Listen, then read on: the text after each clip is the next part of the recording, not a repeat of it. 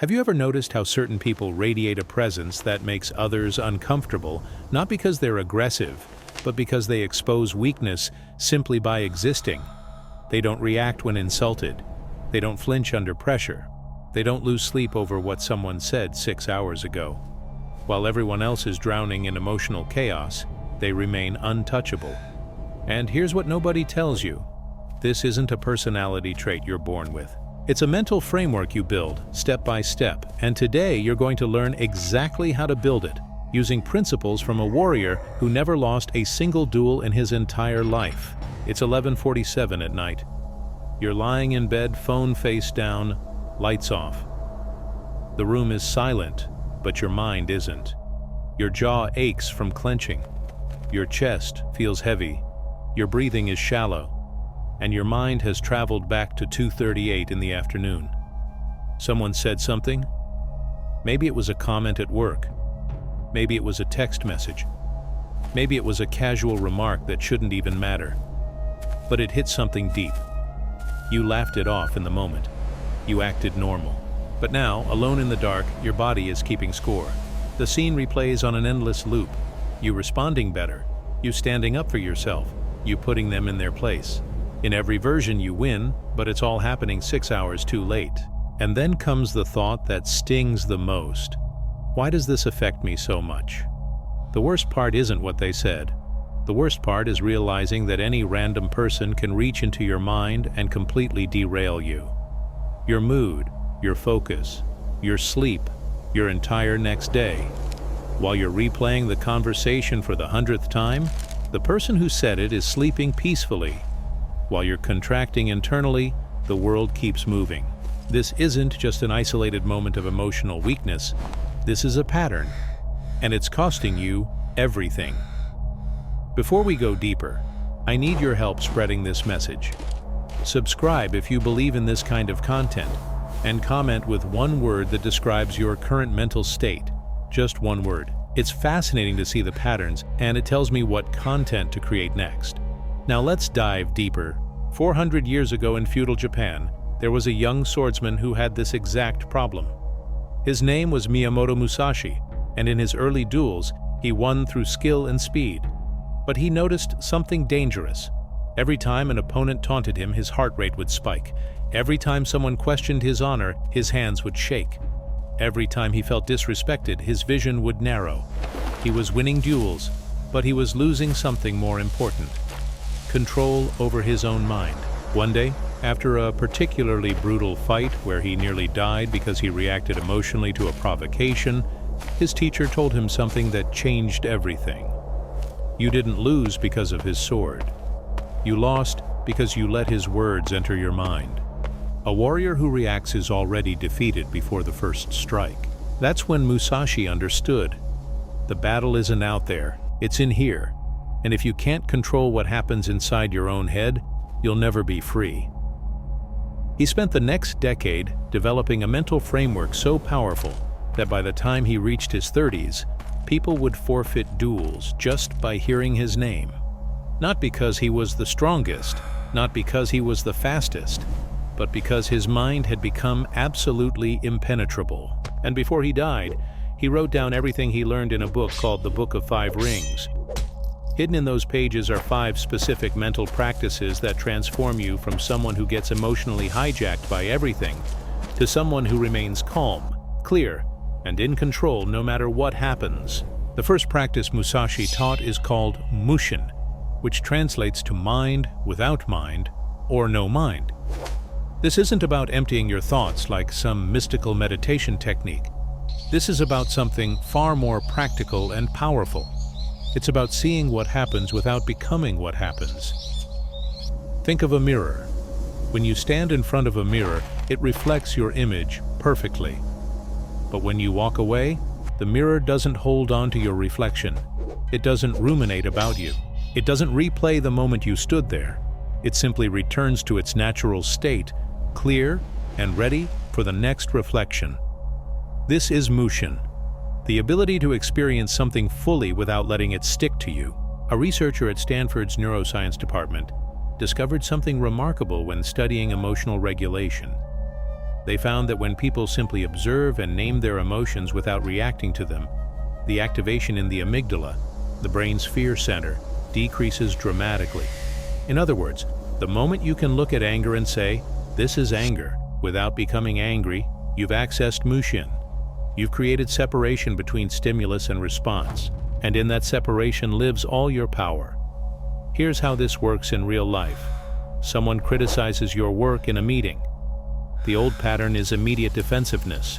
Your heart races. Your face flushes. You either attack back or freeze completely. But with Mushin, something different happens. You hear the criticism. You notice the sensation in your chest. You recognize the urge to defend yourself. And then you choose. Not react. Choose. Maybe you say, "Thank you for the feedback. Let me think about that." Maybe you ask a clarifying question. Maybe you say nothing at all. But whatever you do, it comes from clarity, not from emotional hijacking. This is the difference between being controlled and being in control. The second practice is Fudoshin, which means immovable mind. But immovable doesn't mean rigid. It means rooted. Think of a mountain during a storm. The wind howls, the rain pounds, lightning strikes, but the mountain doesn't move, not because it's fighting the storm, but because its foundation is so deep that the storm simply can't touch it.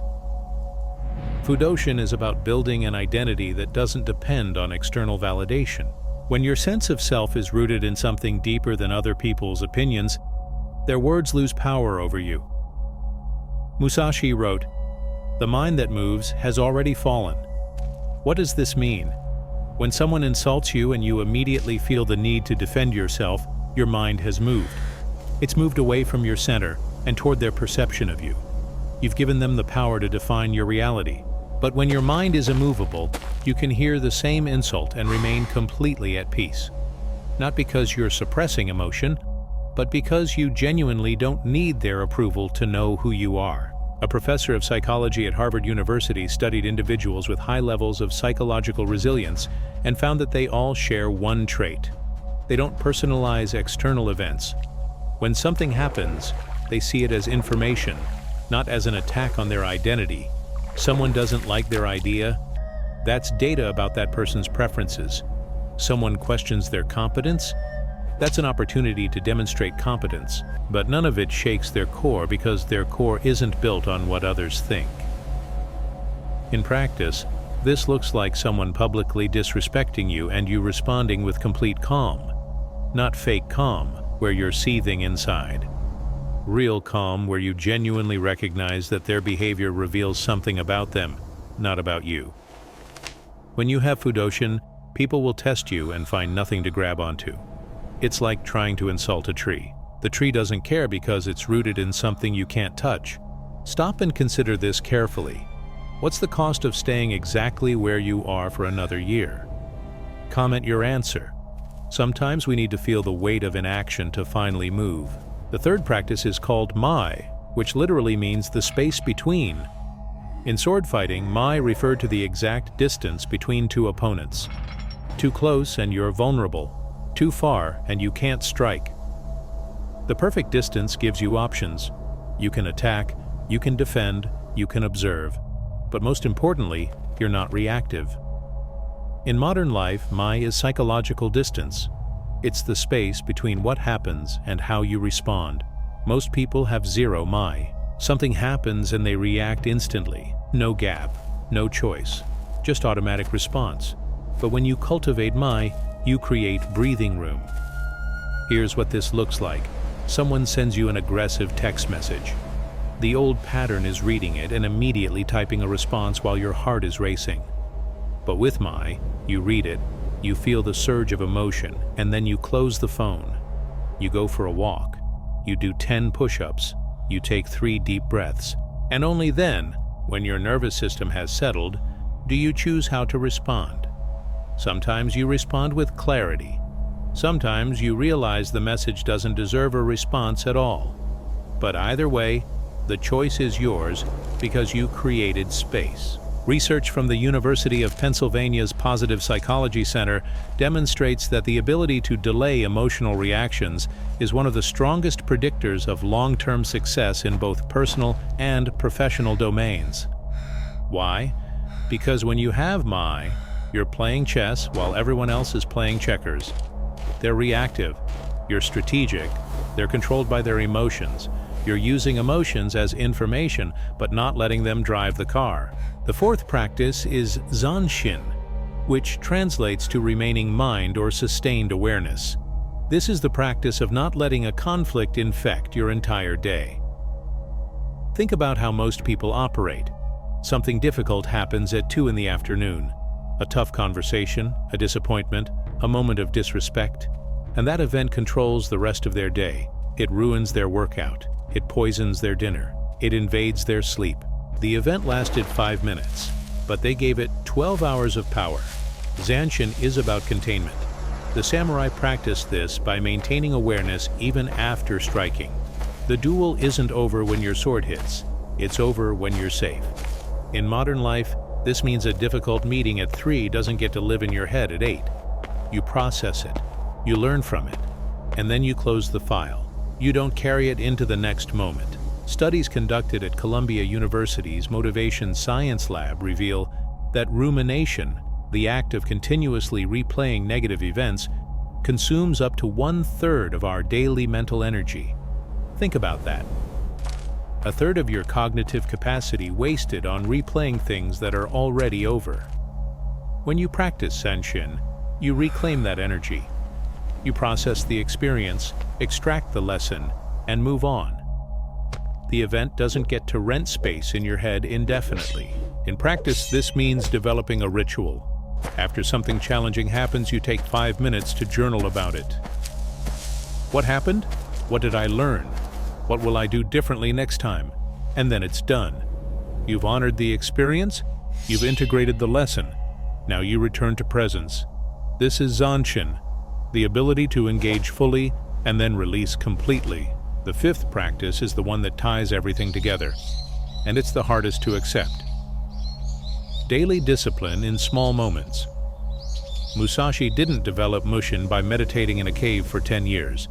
He developed it by practicing non-reaction in tiny moments every single day. Someone bumped into him in the marketplace? Practice. Someone spoke rudely? Practice. His rice was overcooked? Practice. Every small irritation became a training ground. This is the secret nobody wants to hear.